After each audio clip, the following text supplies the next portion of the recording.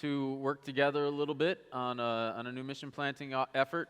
And so hopefully we'll get to know each other quite a bit. So a chance to introduce myself and what I do, what my role is as a mission counselor.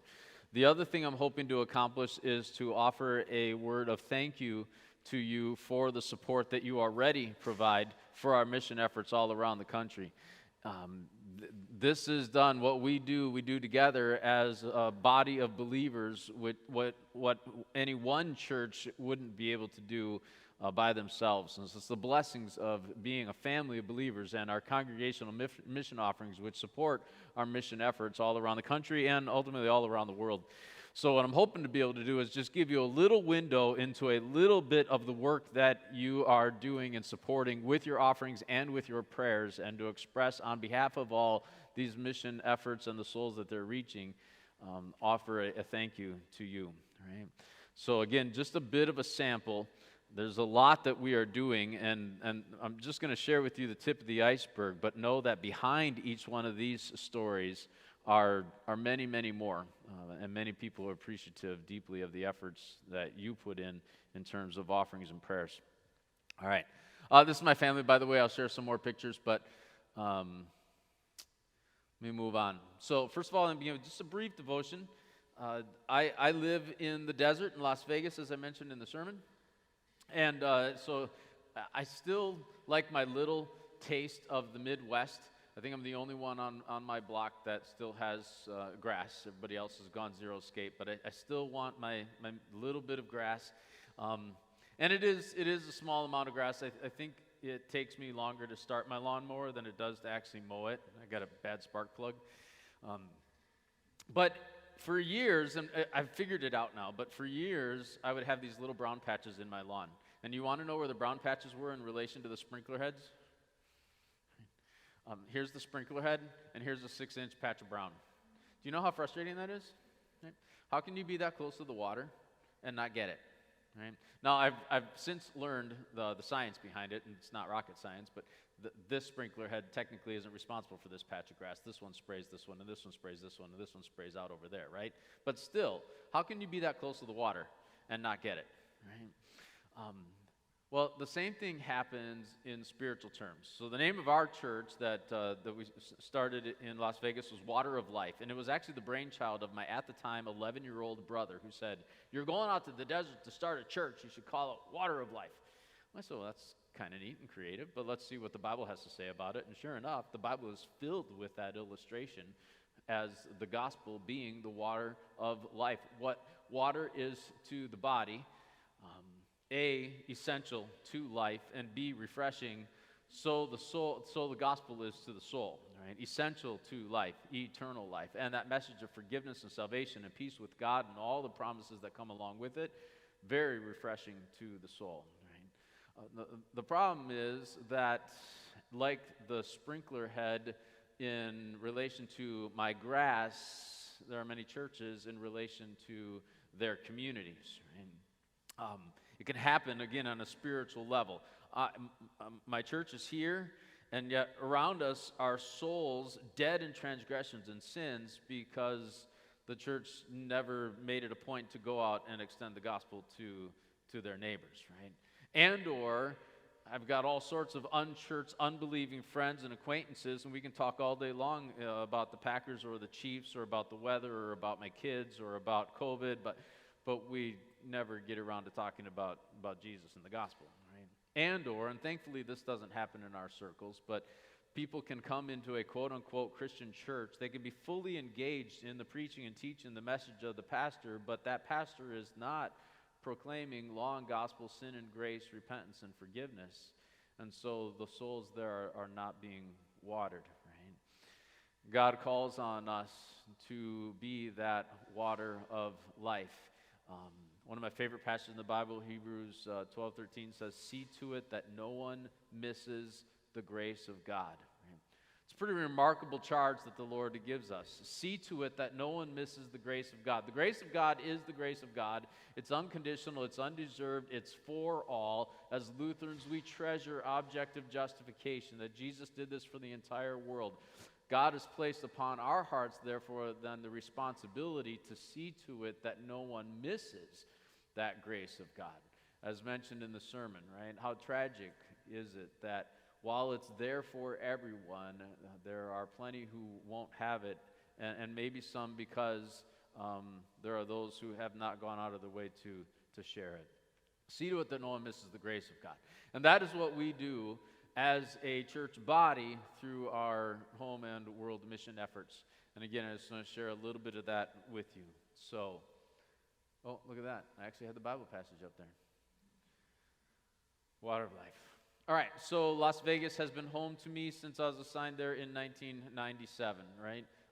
You may know it as Sin City, which we pastors there call job security, right? But it's been fun how many people have said, how ironic is it that I've found God in Sin City, right? This is my family. So my beautiful wife, Kelly, we met on spring break in Florida. Back in college, we celebrated our 25th anniversary this past summer. We love life out in the desert, and so just a lot of opportunities that has given us. We love jeeping and tough muddering and traveling, and it's been a real rewarding life. My oldest, Noah, please keep him in your prayers. He literally got on a plane as service started this morning, heading back to college, back to MLC. He's a junior at MLC.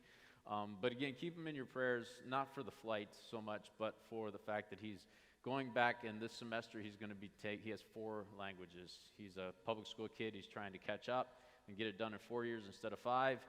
So he has third-year Spanish, which is really tough there, plus Hebrew, plus double Greek. So pray that he survives, and I don't have to spend another $20,000 to go another year of school.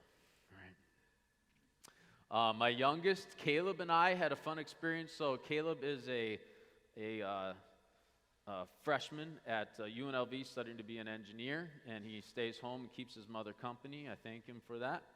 But we did a bucket list thing. He and I went down to Florida this year, and we went swimming with sharks. And that's literally swimsuits and snorkel and sharks.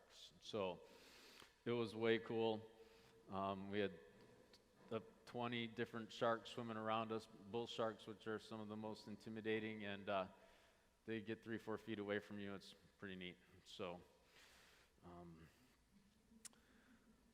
So we are assigned to Water of Life, started a new mission church in Las Vegas in 97. And like is happening around here, Vegas was absolutely booming in the late 90s and early 2000s. So I used to say it'd take an idiot not to be able to start a church in Las Vegas. We plateaued for a while, so I had to bite my tongue. But God blessed the work that we did there, so we grew to about 350 souls, and then we daughted a church in the northwest part of town. So we took about 40 souls that were traveling 30, 35 miles or minutes from the north part of Vegas, and those 40 souls were the seed for starting a new church plant. So interesting, right? Las Vegas, Sin City, but we have 6 English WELS churches in town, plus I'll get to it, we have a Korean and an African ministry, so there are 8 WELS entities in Las Vegas. So our church is Water of Life in the southwest, and then directly north of us up in the northwest is Shepherd of the Hills Lutheran Church. Shepherd of the Hills is currently being served by Pastor Tom Unke. He was not the church planting pastor, he's the second pastor that is there, but it's the envy of the town as far as location. It's sitting right on the Beltway and right at the exit, and everybody can see it. It's pretty cool. Then God literally dropped on us. I'm not going to say that he pushed the lady off the bike, but the lady who's playing the drum in the bottom left hand of that picture fell off her bike and broke her ankle in our parking lot. Followed up with her and come to have a relationship with the Kim family.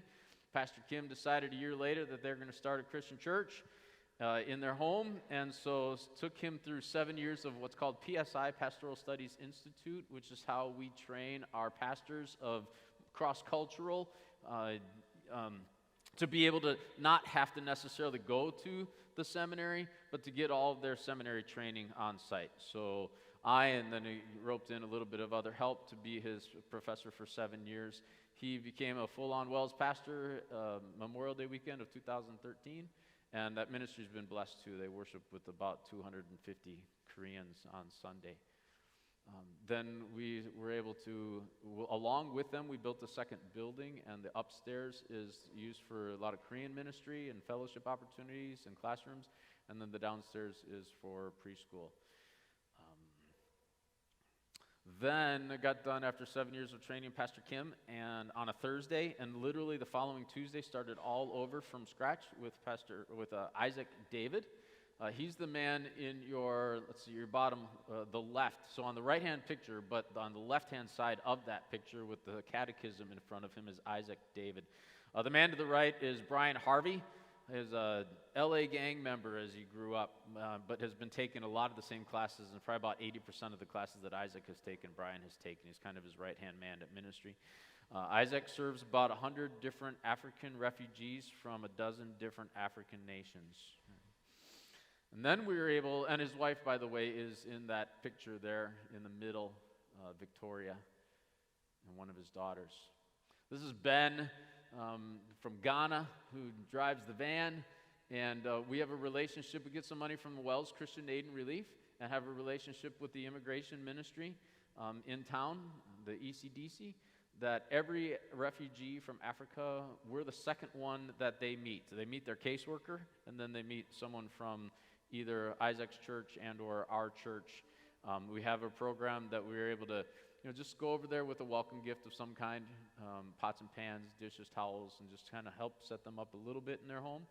We also then have a program called First Friends, where members of our congregation will be matched up with one of those refugees for 3 months, and for, just spend an hour or two a week and just walk them through basic stuff about living life in a first world country versus a third world country.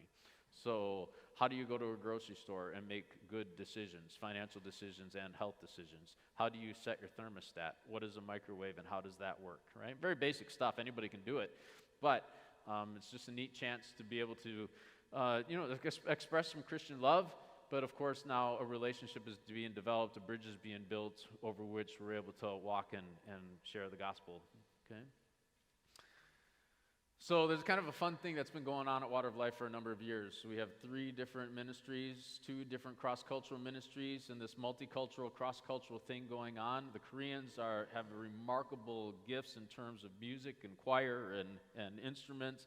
They put on a concert every year. The beneficiaries of that concert are the African ministry. And then I, just a cheesy white American guy standing back, smiling, grinning about how cool all this is. We were able then to follow Isaac back to his country of origin. Fascinating story. That's probably a whole other presentation. But Isaac went for the first time after escaping as a 10-year-old when his parents were killed as a part of the Civil War there. So he went back, and unbeknownst to us, he took the materials that we were training him, and he sat down, he gathered 8 or 10 guys, and he trained them for 2 weeks. And he came back and he said, you got to come over here. They're starving for the gospel. So my dad and I, over the course of the next 3 years, just took a series of trips about every 6 months, and that grew to over 29 locations, 4,000 members, the Confessional Lutheran Church of Liberia, which is, when we'd go over, the first time we met, there were about 30 guys we trained. The next time it was 60-some. The next time it was 90-some. And the last few trips were over 100. So we've turned that over to the missionaries in Africa, the One Africa team, to kind of take it to the next level. Fun stuff. So by the way, Liberia, if you look at it, is in the fat part, the top half of the country, and then far to the west, the bottom southwest corner, hanging on the edge of the country, is Liberia. Liberia, most of our training and work was done in Monrovia, but there are missions in 7 of the 11, we'd probably call them states, they call them counties, right? All right.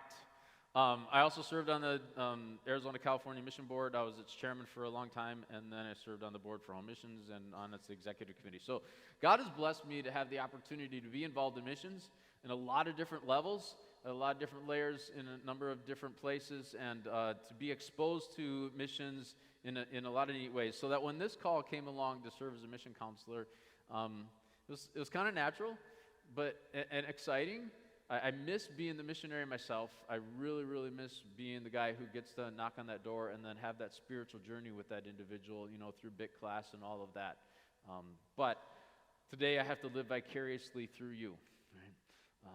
But it's It's exciting stuff. So we as a church body have 14 mission districts. If you are tuned in to the synod, you know that we have 12 districts as a synod. So why do we have 14 mission districts? Well, partly because the Nebraska mission, the Nebraska district has divided themselves into two areas. They have two separate mission boards. So Colorado and Nebraska are both part of the same district, but they're separate mission boards. Arizona, California used to be that way too, but they have now just one board. And then the other one is Canada, WELS Canada. So the churches in Canada are actually part of the districts that they are north and south close to, right? So Canada's divided, I believe parts of Canada are in 3 different districts of the WELS. But because of just unique things that mostly have to do with immigration and other, health and insurance and compensation issues, it just complicates things. So they have their own mission board that oversees those kind of efforts. Right? So thankfully, as of January 1st, before January 1st, everything west of the line down the middle is what I covered. Half the country in Canada. But now there's a third one starting January 1st. So I've dropped Arizona, California. So I've got the stuff in between the lines. So I get to go from here. I literally last week flew from a week in Texas to Yakima, Washington. Right? Then home to Vegas and back to here, and I'll be going to Denver tomorrow. Actually, I accidentally tried to board a plane to Denver last night, or the night before, instead of Dallas. They both start with D. They left at the exact same time, and I'm going to Denver tomorrow. So I was halfway down the thing, and the guy said, I think you're on the wrong plane. What do you mean?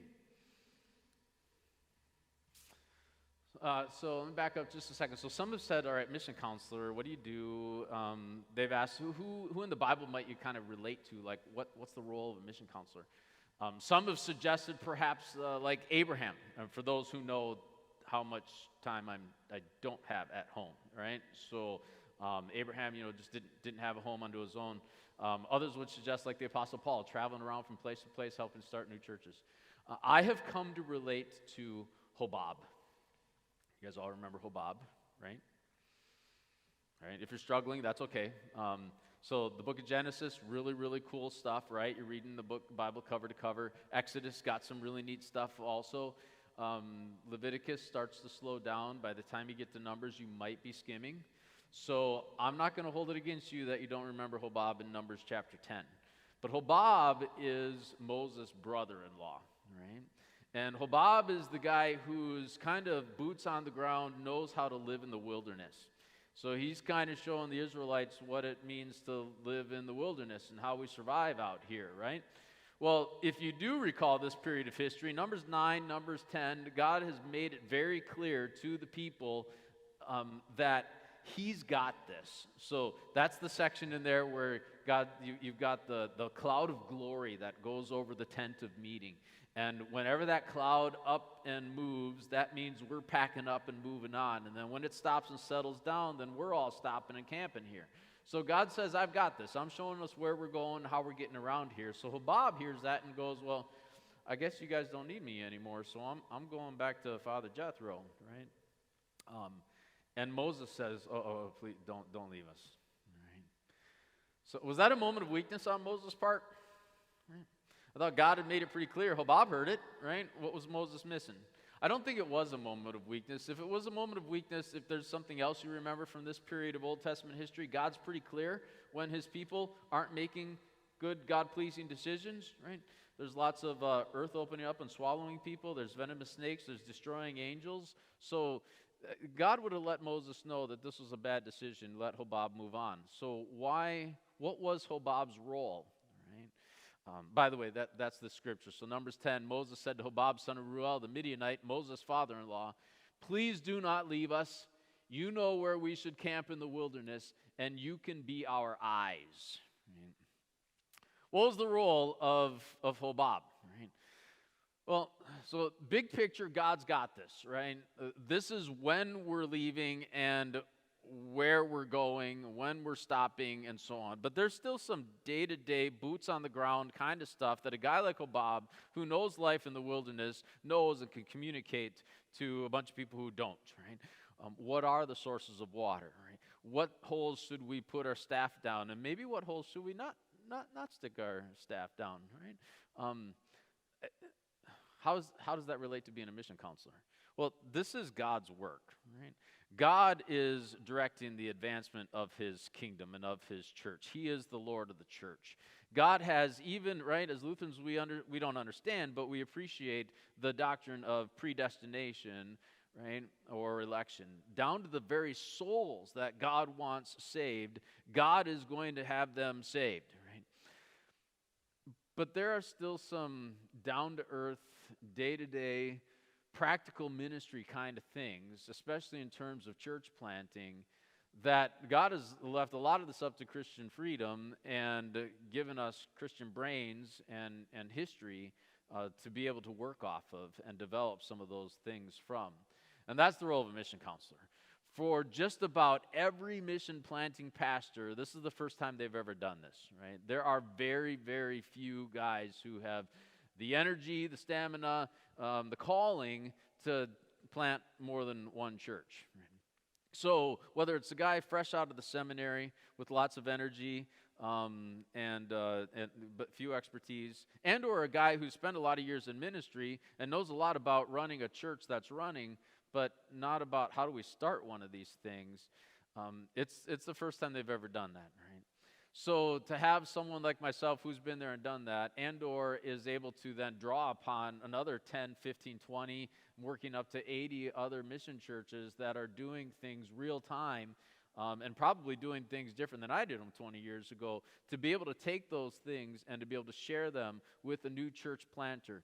And so that every new step, the next thing, each group has to reinvent the wheel and figure out how do we do this. That's my role, and being able to share resources, be able to share some expertise, and then sometimes just to sit back and be a counselor, right? Just to let a person or two or a church or two vent or express frustration, and then figure out how we gonna get past this, right? So that's what I do. There are two others of us that serve in our church body, Pastor Mark Burkholtz and now Pastor Wayne Olhorn, who also help our church body do the work that we do as a mission board. Speaking of which, there are 127 total home mission congregations. You have some of the other numbers there, the recent starts over the years. If you look at that number, 633. So we are a church body of right around 1,200 congregations, and that means that over half of our churches have started as mission entities, within the last 60 years. So we are a home mission planting church body. What I want to do now with the time that is remaining, as I mentioned before, is just give you a little window into the work that you are supporting with your prayers and with your offerings. And these, I'm going to basically kind of working back up from 2016, bring us up to the present as to the missions that have been planted, and give you a little bit of an update as to where they're at right now. And I'm only going to be working with the ones that I'm personally, super familiar with, and those are going to be the ones in the western half of the United States. And even those, I'm not going to be able to give you all the details about. Right? I'm going to probably skip Texas ones to some degree. You guys are familiar. I'm going to take you further away to ones that the chances are it's less the chance that you have some familiarity with what's going on there. So this is good news. The Lutheran Church in Lehi, Utah. Actually, a classmate of mine is the church planter there. Roommate of mine. We roomed together. We're practically married. We roomed together for 5 years. So he's the mission planter up there. This is almost world mission work, right? Cross-cultural work. Lehi, Utah is just south of Salt Lake City. And for all the people who think that Salt Lake City, all the Mormons think that Salt Lake City is getting too liberal, they moved to Lehi. It is 85% Mormon. You can drive on the main road on the north side of town, look down in the valley without even being distracted from driving. You can count 25 to 30 Mormon churches down in the valley, right? So this is cross-cultural work. Slow, difficult, but blessed work there. Dan Heydrich. All right, Pastor Kevin Schultz, who, interestingly enough, I'll be talking to him and his wife Miriam this afternoon before I get on the plane. because he was just this past Wednesday called to start the new mission church in Amarillo, Texas. So we'll be talking. But right now, he serves the Vine Lutheran Church in Coeur d'Alene, Idaho, which is a daughter church, actually a second site of Spokane, Washington, where my uncle served his whole ministry. So they said, you know what, we want to start a second church, a second site. What was neat about this one is that Coeur d'Alene, it's across the border over in Idaho, it's 45 minutes away, and there was nobody from the church that lived there. We can't start a church without somebody who's going to be working, helping the pastor. So the congregation, there are 25 members of the church in Spokane, Washington, St. Matt's, that said, we will commit to launching that church. So for the next 30 months, 2.5 years, that's going to be our church. And so 25 members of that church, 45 minutes away, not just Sunday mornings, but, Saturday canvases and, other events throughout the year to commit to be able to get this thing off the ground. When those 30 months ran up and everybody's going to go, oh, man, what's going to happen now? We're all leaving. Well, they had replaced themselves, right? God had blessed that work, and they kind of, one by one, kind of headed back to St. Matt's, and were hardly missed, right? As God used their work then to have enough work and reach the people of Coeur d'Alene. So, exciting stuff. They're having trouble trying to be able to find land that they can afford. Land's just, it's so quickly moving. The moment that they, think they find something, and kind of go through our process of being able to get the financing and all of that, somebody walks in with cash and scoops it up. So pray that the Lord allow them to get some land.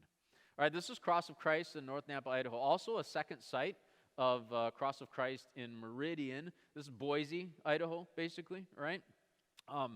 This is a restart. So remember, these are 2016 grants. You'll notice grand opening service of November of 2019. Why did it take so long? Well, because this is the second go at it. The first go, they had gone about 5 miles west of them and doing all the work that they were doing. And people would come and be drawn to the ministry and drawn to the gospel through those mission efforts.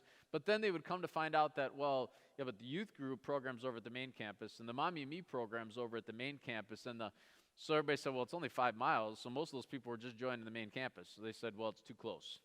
So we got to scrap it, and we got to go across all the farmland and go over to Nampa, right, and make this 10 miles instead of 5 miles and start again, which is what they're doing, and God is blessing that work. So this is their grand opening service in the Jack's restaurant. There's little that's over there for them to be able to worship out of. There's just, it's so much of that is so new, and they don't have the infrastructure to have schools or community centers to work out of. So they're using a restaurant that doesn't open until 11:30, but it's already too small. So they, right as we speak, they have bought a 5,000 square foot center. A strip mall, basically, that's never been used before. It's all dirt, and so between now and hopefully Easter, they're hoping to completely renovate that and then make that their indefinite ministry center. It may long-term be their permanent place. Right now, it's just kind of a stepping stone, but it might be their long-term place because they're already talking about going on to Caldwell, which is the next town over, and as a third campus. And maybe this 5,000 square feet will just serve and be the second site indefinitely. Right? So Pastor Kurt Wetzel, keep him in your prayers. All right, so now we're moving on to the grants that were given in 2017. And this one, some of you will be familiar. We're going to go to Westminster, Colorado, which is actually Candelas, which is actually Pastor Jeremy Belter. Right? So that's Pastor Belter standing in front of the shed in front of that wedding venue. So this was kind of a fun story. So Pastor Belter had been there, close to probably 9 months. And we start holding worship at about the 12 or 14 month point. And he's starting to get a little nervous because he said, there's literally no place. This is all houses out here. There's no place to hold worship services. So he's freaking out. This was in April, and we're going to start holding services in August or September. I said, well, let's do a couple things. First of all, let's pray about it. Second of all, let's expand a little bit, maybe where we're looking. And third, Let's just get a little creative, right? Well, he calls me 5 days later, right? End of the same week. He says, you wouldn't believe what happened, right? So he says, there's this wedding venue, right? All the houses are here, all the shopping is down here, and it's nothing but farmland in between. On this country road sits this wedding venue. He says, I went in and I talked to the guy, and I said, we're thinking about starting a church. Think we could use it on Sunday mornings? Do you hold weddings on Sunday mornings? And the guy says, church? Well, that's kind of a neat idea. This used to be a church. Yeah, that might work, right?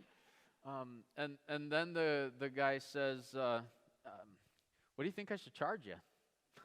So we gave him a number which just matched the line item in the budget perfectly, which he accepted. And then he said, do you think, you probably have use for like all these grounds. Like, look at this. The grounds around here, they're beautiful. Do I have another picture? Yeah, kind of. So there's, this fire pit out back. But the grounds go on from here. Just there's an amphitheater kind of just built into the ground. There's lots of green space. There's a gazebo out there. And then there's a big tent that, we'd call a fellowship hall, but they use for their receptions. He says, just use the space. Like, it's all yours. I mean, you could do VBSs out here, Easter for kids, Christmas for kids kind of stuff. Just consider the place yours. I'll give you a key.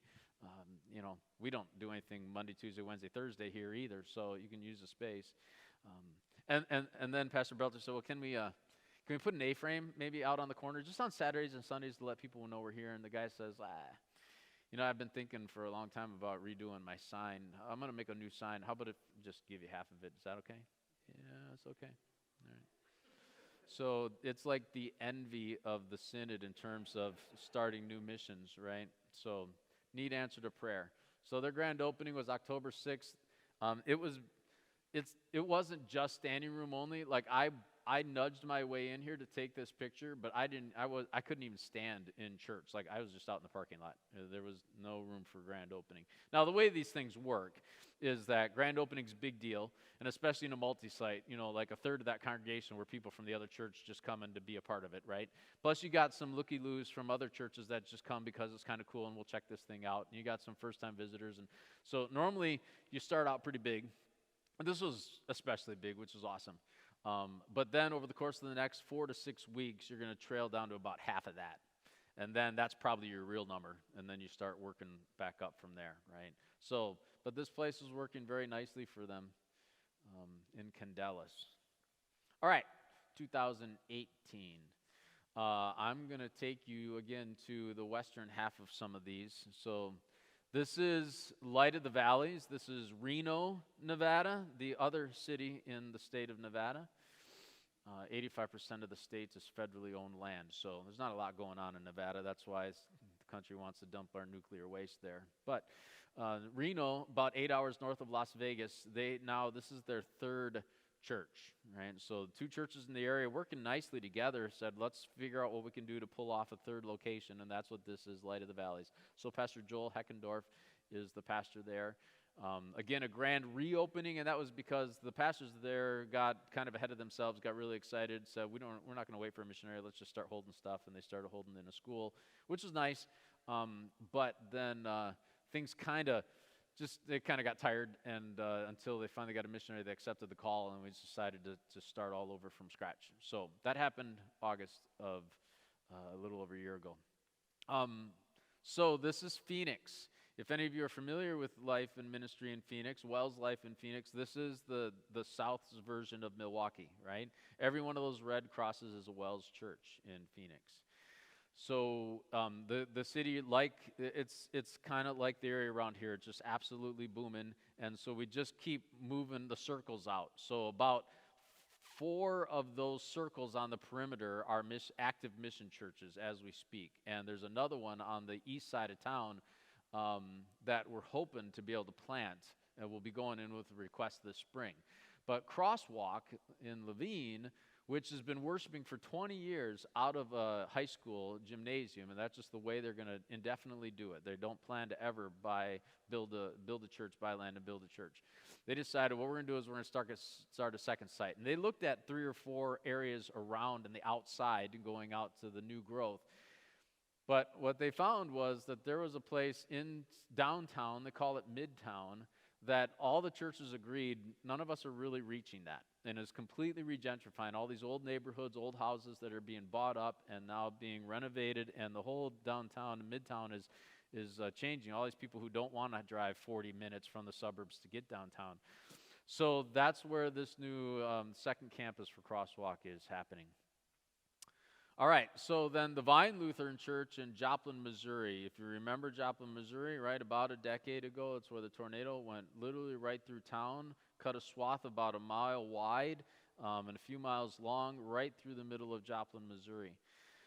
Right in the midst of this path of destruction, right in the middle of that is where our new missionary, Pastor Jordan and Laura Bentz, now live. Their home is in the middle of that picture, right?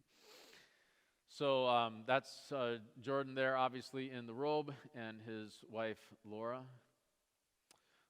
Just this past summer, they secured this facility as their rental. It is right on Main Street, right downtown. Main Street's beautiful location right across the street from McDonald's and all this other stuff that's going on in there, all the new homes that you can see behind it.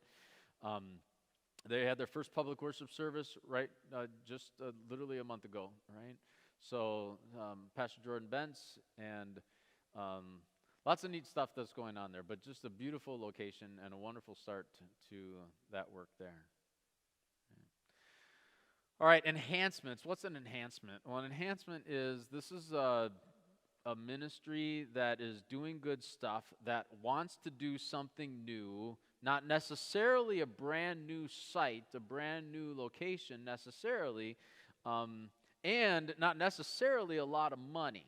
So anyone want to give a guess, and this doesn't apply to the guys who were in my meeting yesterday, anyone want to guess how much money we as a church body spend when a church says when a place says we want to start a new church and we need some help? Any idea, in addition to all their offerings, what it costs us as a church body until they're supporting themselves? Just a ballpark for what it costs our synod, our home missions, to start a new church. Any guesses? Yeah, that's a really good answer. Yep. Around $1 million, $1.2 million, right, is what's going to cost us. So at the tune of, like, the first year it's probably $150,000, and the next year it's $170,000 because now I have a storefront before I didn't, or whatever. And then it kind of goes down from there over the course of the next 10 to 12 years, right? But it costs us about $1 million.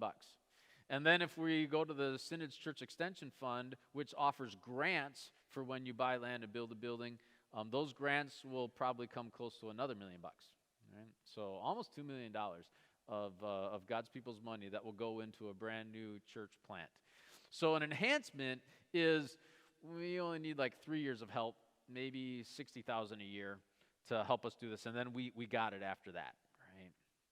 So something interesting. This is downtown Seattle, Washington, right? If you're talking as liberal and leftist, left coast-ish as things get, it's downtown Seattle. We, as a church body, had two churches, Grace and Salem, that combined had whittled down to 8 souls, right? But they're also sitting on $8 million worth of assets. So they said, you know what, this is an opportunity. So we sold the one for $4 million and used that $4 million as seed money to just completely restart a new ministry. Grace and Salem are both out, and so this is Illume, right? As in illuminate, as in enlightenment, as in the light in the darkness, light of the world, right? Illume Lutheran Church in downtown Seattle. So Pastor Kent Reeder, this is what the church used to look like. This is probably about 4 months ago. It's just early stage. It's just the gutting process. This is still a lot of work that's going to be done. They've hired an architect. This is not only this happening, but they're going to be building next door. They're building a church coffee shop and community center, which is going to engage and be opened up to a lot of nonprofits to be able to use the facility. So what was kind of interesting is that One of the days I was there, and we had a few hours till to catch the airport, and I was missing doing evangelism and mission work. So I told Pastor Reeder, I said, give me something to do. Like, what would you do if you had a couple free hours? And he said, I'm just curious if people will talk to you around here. Like, just go hit the streets and just go talk. And so literally I just walked up and down the block and talked to people and went into some shops and talked to some shop owners, went behind the shops and talked to some homeless. And it was a pretty cool experience. But the first guy I talked to was a guy walking his dog, and I said, so, what does the community need around here? Give me a little bit. And he says, well, first of all, we need a coffee shop. I mean, I got to walk a mile to a coffee shop. In Seattle, that's crazy. Like, we need a coffee shop right here. And he says, we got a homeless problem. And I said, well, that's kind of neat. Guess what we're trying to do around here, right? We plan to build a coffee shop and have a nonprofit that's going to serve, right, the community. So that's exactly what that community needs. And so that's it's a difficult place to work, and it's got to play the long game, and we got to develop relationships and make an impact in the community, and then see what God does, what opportunities to share the gospel are going to come as a result, right? So that's what's happening there. Here's another multi-site, right? This one consists of 4 different locations. This is Crown of Life. Long story, don't have time to tell it, but Corona was the original church. That was a brand new church start. But then, kind of similar to what we're talking in Seattle, a church in Yucaipa was down to about 8 people. They sold their church to Crown of Life for $1. The Crown of Life decided we're going to start another campus, so they started meeting in a movie theater in the east side of Riverside. We had a church on the west side of Riverside that was down to about 25 souls, and so after worshiping out of the movie theater for 3 years, the church in Riverside, I forget what they were. Anyways, they reached out to the mission effort and said, just come over here, right? Have our place and do ministry here. So again, kind of like Seattle, they gutted the place, brought it up to date, and brought a different style of ministry in there. So keep all the pastors there in your prayers. 4 campuses, 4 locations, 3 pastors that doing a variety of ministry there. Grace Tucson is also similar. So Grace Downtown is a 100-plus-year-old church, Redeemer, who on the 100th anniversary of their congregation's existence gave as a gift to the Lord of the church. Their 100th anniversary gift was we're gonna start a new church. So that is the star in the middle. That is Vail, Arizona, which is meeting in a school. But then also, kind of as we were talking about before, Swarita and Benson reached out to them and say, hey, please come and take what you're doing there and do it here. So first of all, this is the Vail location. Pastor Frank Rosen, he's the second pastor. So they had a mission planning pastor, got a really good start. Then that pastor took a call, and then it was 24 months of vacancy, which is really hard for any church, especially on a mission. So they did a good job. I think there were still like 50 souls involved at the end of that vacancy. Pastor Frank Rosen accepted the call, and he got there a week before COVID shut down. So he didn't actually even meet his people till about 4 months later. But starting in the summer, we were able to do some really good long-range planning and get some good momentum to that ministry. Grace and Swarita is pretty remarkable too. If you look at the pictures in the middle, they were meeting out of, basically it was a renovated house that they had turned the living kitchen area into worship for maybe 50 people or so, right? And for years, literally decades, that was the ministry. Then Pastor Swarita was called. Grace, took over that ministry. And then what they found out is that community, Swarita, which is 30 miles south of Tucson, those people have to go. There's no early childhood or preschool at all for the entire community of Swarita. And they were told, if you build a ministry like that, the city people, city planners, even all the school teachers, everybody was telling them, we'll have 100 people in there overnight, right? So a leap of faith, they went from that little building to those other 2 buildings. There's close to 18,000 square feet between the 2. Absolutely beautiful, brand new church. A school that, it's got a gym, it's got was it 16 classrooms? They've got 12 people on staff already. Now, unfortunately, again, this happened over COVID. This opened up this fall. So instead of the 100, I think they started with 30 some, but I think they're already up to 60, and it won't be long that they'll be up there. So they're growing into that ministry, but neat stuff. Okay, I don't see a clock. How are we doing on time? I got 10 minutes, all right. 2019, we're getting there, right? So I told you I wasn't going to tell you a lot about Texas, but I believe this one is familiar to many of you, right? So Pastor Nemmers and some really, really neat stuff that's happening downtown there. Their grand opening service happened mid-COVID, right? It can happen, September 13th, and so meeting out of that dance hall there, and a lot of good stuff going on. Foundation in Folsom also opening under COVID. Pastor Dave Kelpine. This is outside of Sacramento. It is the first new mission church that we have started in the state of California in almost 20 years. Corona, Crown of Life, would have been the last one, which is in the late 90s. So 20 years since we've been able to, partly because it's just crazy expensive, right? But what was able to get this one off the ground, there was a lot of creative work, but it also, one of the core members made a donation of $500,000 to help get this thing started. So we were able to at least get it to a point where maybe it kind of costs the same as starting someplace else, right? Also opening mid-COVID in California, restrictions are crazy, so they still worship outside, right?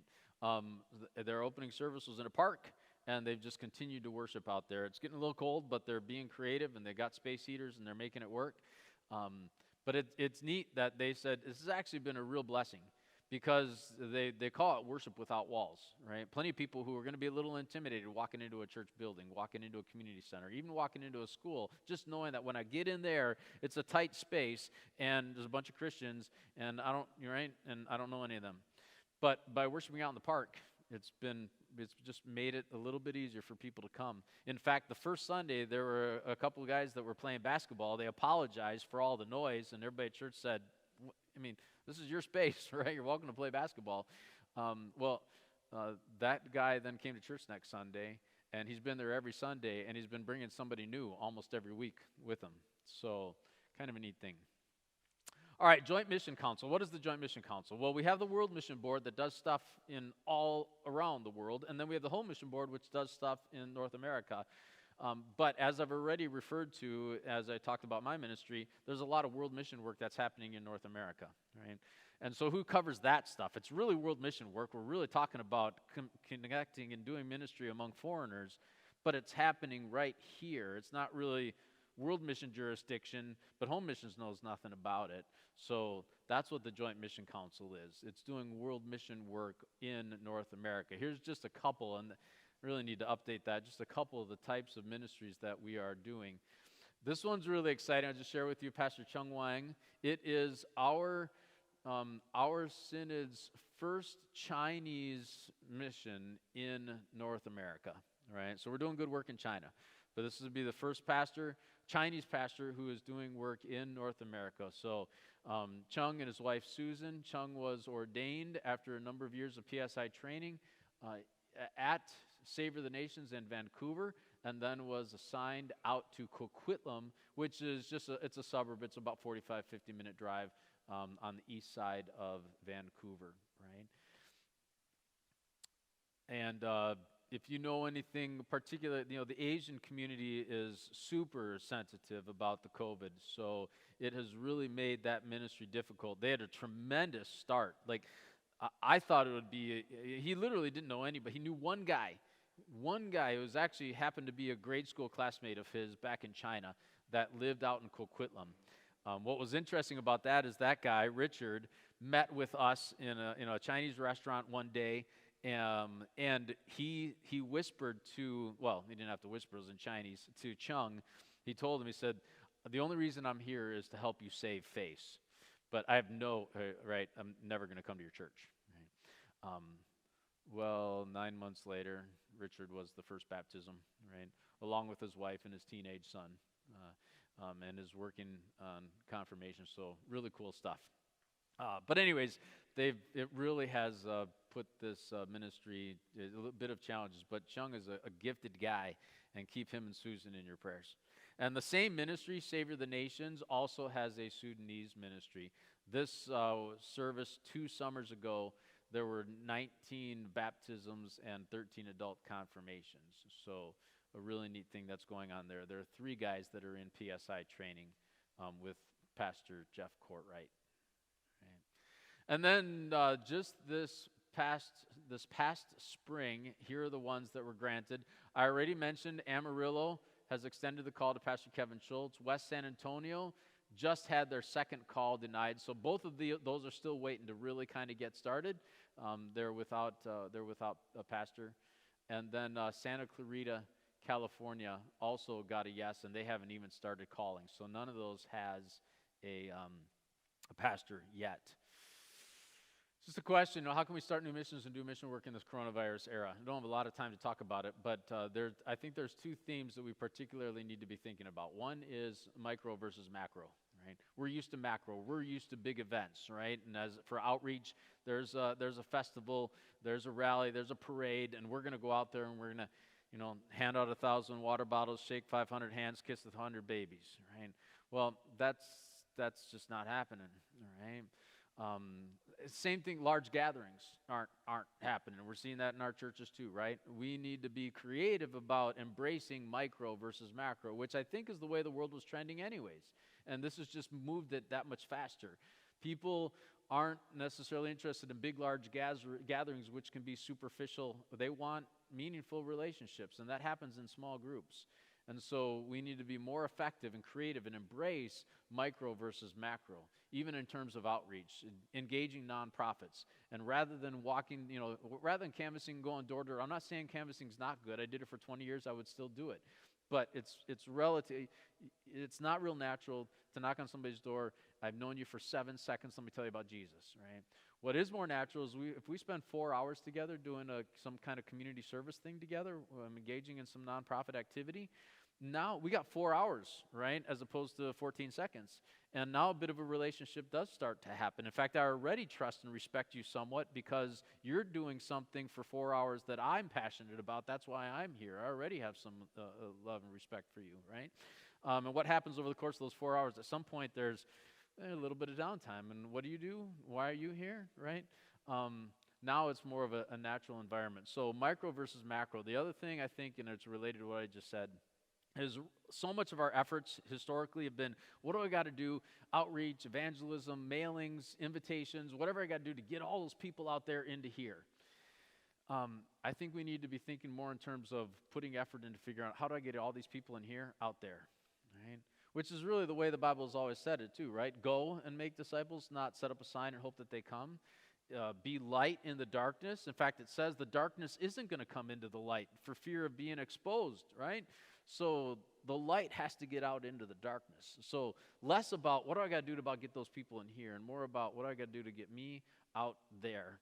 Being a light in the world, living my faith, looking for those windows of opportunity, taking advantage of the relationships that exist. Friendship evangelism has always been by far the most effective. 85% of people come to church the first time just because a friend or relative has already had that conversation, developed some trust, extended an invitation, said, I'll go there with you, right? Only 5% come because of the pastor. Us pastors will try to not take that stat personally, but it is what it is. You are 17 times more effective than pastor as an evangelist, right? That's how we do outreach in the coronavirus era, in part. 1 Peter 4 puts it this way: if anyone speaks, you should do it as one speaking the very words of God. If anyone serves, you should do it with the strength God provides, so that in all things God may be praised through Jesus Christ. To him be the glory and the power forever and ever. Amen. God's given you the words. God's given you the strength. God's given you the tools. God's given you the resources. He's put the light in you, right? Let that light shine. All right, if you ever want to participate in some mission work, Mission Journeys helps connect you for a week or 2 or whatever, both in the country and around the world to help out a ministry. Right? You can also follow along. There's lots of information. Missionaries are always posting really good stuff on Facebook and other parts of the synod. I'm going to close with this. So this is a picture. We actually just recreated this picture with all the family photos. Places are closed right now. So we went out and we took this family photo. We had my youngest son's, one of his friends, come out to Red Rock with us. And we retook this shot for our Christmas. But this was probably, I don't know, 11, 12 years ago. Caleb, my youngest, was about this size. It's probably about first grade, maybe kindergarten. He came to me one day and he said, "Dad, I wrote a story." This was his story. It's called The Pastor. One day there was a pastor. He wanted to have more members for his church. So he put up signs around the city, but that did not work. So he tried phone calls, but that did not work. He kept on trying, but none of that worked. But he prayed to God. This is a little kid. I still get choked up. This is a little kid who's watching his dad just pound the streets, right? Just knocking on doors, talking to people, handing out flyers, making phone calls, putting up signs, just doing whatever he can do to reach them with the gospel. But who gets it? This is God's work, Dad. This is God's work, right? Just pray to God, right? And know that the scatter the seed, live the light that God's put in your heart, and just know that the Lord blesses gospel activity, right? Go to Him and pray. So prayer is powerful. And as you sit here in your own life, all right, do it, live it, pray it. And then pray for these faces, these stories, these pastors, their wives, their people, and all the ones that I wasn't able to tell you about. But know that prayer is powerful. Go to God, and God will take to them what they need in response to your prayers. So I thank you, and Lord bless your work, right? Hope to work together here quite a bit in the future. Thanks, guys.